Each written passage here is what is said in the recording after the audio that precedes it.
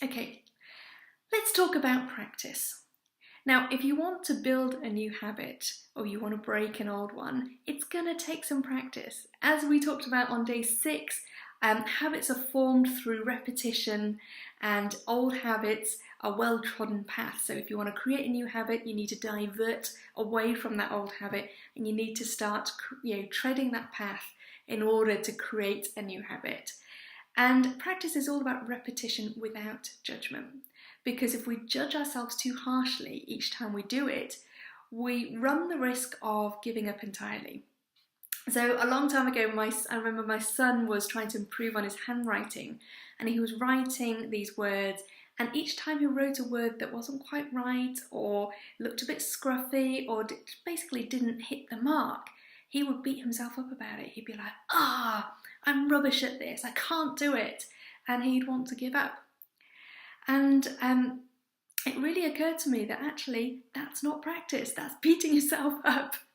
Practice is about repetition, and the goal of practice is just to keep repeating.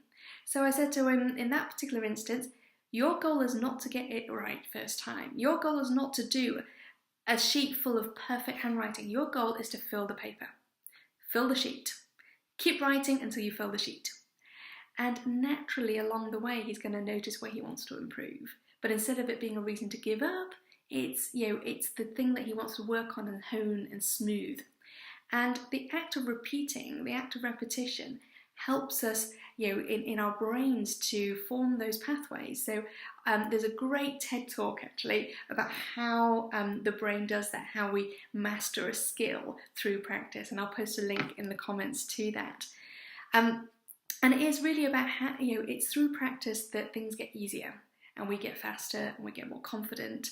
So practice without judgment, repetition without judgment.